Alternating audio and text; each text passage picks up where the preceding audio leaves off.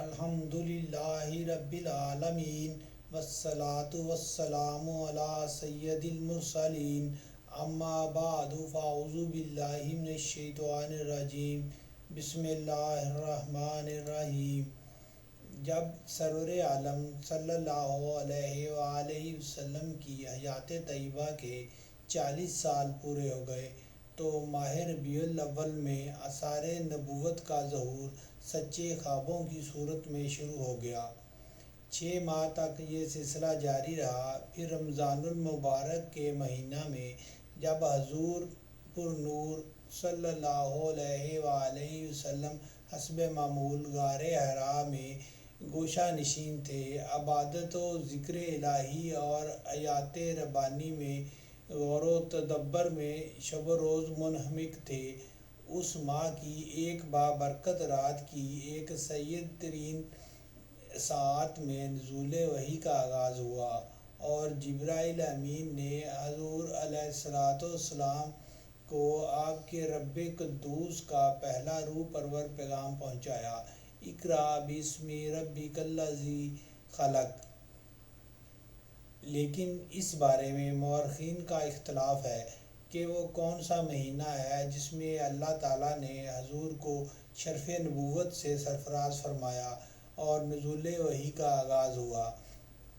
ایک گروہ کی رائے ہے کہ ماہ ربیع الاول میں یہ شرف بخشا گیا، دوسرا گروہ کہتا ہے ماہ رمضان میں، اور ایک قول یہ بھی ہے کہ ماہ رجب میں۔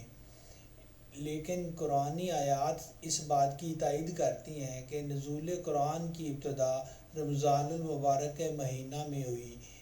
ارشاد الہی ہے، شہر رمضان الذی انزل فیہ القرآن۔ رمضان کا ترجمہ، رمضان کا وہ مہینہ ہے جس میں قرآن نازل کیا گیا۔ دوسرا ارشاد خداوندی ہے، انا انزلناہ فی لیلۃ القدر، کہ ہم نے اس کو لیلۃ القدر میں نازل فرمایا۔ اور یہ بات بھی امر مسلم ہے کہ لیلۃ القدر ماہ رمضان کی ایک رات ہے۔ پھر اس میں اختلاف ہے کہ نزول وحی کا آغاز کس تاریخ کو ہوا، بعض نے 7، بعض نے 17 اور بعض نے 18 رمضان المبارک کی تاریخیں مقرر کی ہیں۔ لیکن اگر ہم اس تاریخ کا تعین کرنے کے لیے قرآنی آیات اور احادیث نبوی پر اعتبار کریں تو یہ الجھن بآسانی حل ہو جاتی ہے۔ قرآن پاک سے ثابت ہے کہ نزول قرآن کا آغاز ماہ رمضان میں ہوا۔ یہ بھی آیت قرآنی سے ثابت ہے کہ جس رات میں اس کا نزول ہوا اس رات کا نام لیلۃ القدر ہے، اور صحیح احادیث سے ثابت ہے کہ حضور نبی اکرم صلی اللہ علیہ وآلہ وسلم نے ارشاد فرمایا، لیلۃ القدر کو رمضان کے آخری عشرہ میں تلاش کرو۔ مزید کرم فرمایا اور امت کی سہولت کے پیش نظر اس کو آخری عشرہ کی طاق راتوں میں تلاش کرنے کی ترغیب دی۔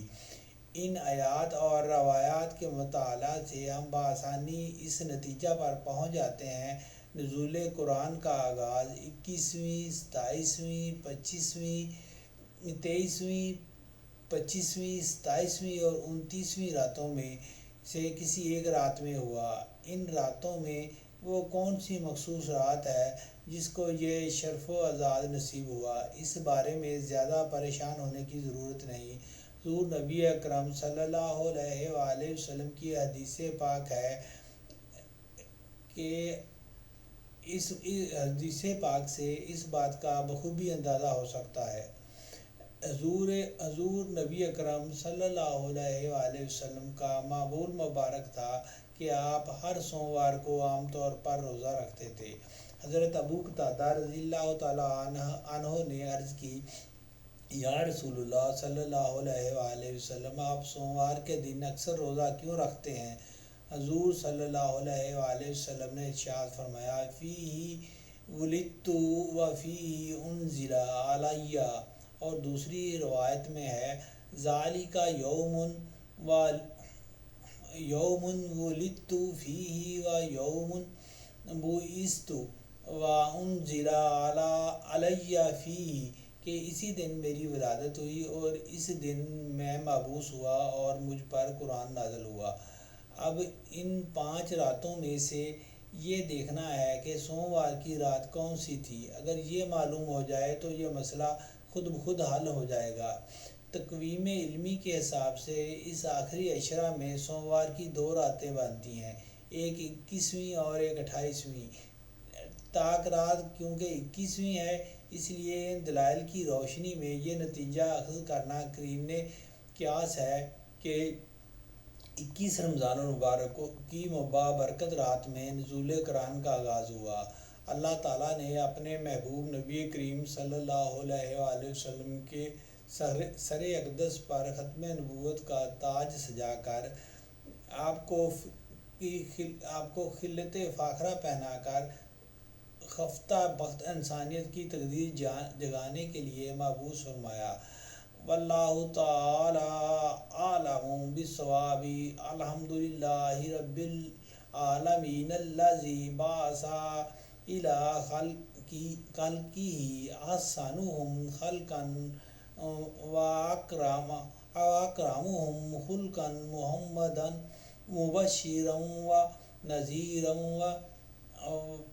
وداعیا الی اللہ بإذنہ وسراجا منیرا، صلی اللہ تعالی علیہ وعلی آلہ صلاۃ وسلاما کثیرا کثیرا۔ پیارے بھائیوں اور بہنوں، اگر اب ہم اس رمضان المبارک کو دیکھیں تو اس حساب سے سوموار کی طاق رات 23ویں رات بنتی ہے، اور بہت زیادہ امید ہے اللہ پاک کے گھر میں کہ یہی لیلۃ القدر ہوگی۔ ہمیں اس کا زیادہ سے زیادہ فائدہ اٹھانا چاہیے۔ اللہ ہمارا اور آپ کا حامی و ناصر ہو۔ اللہ حافظ۔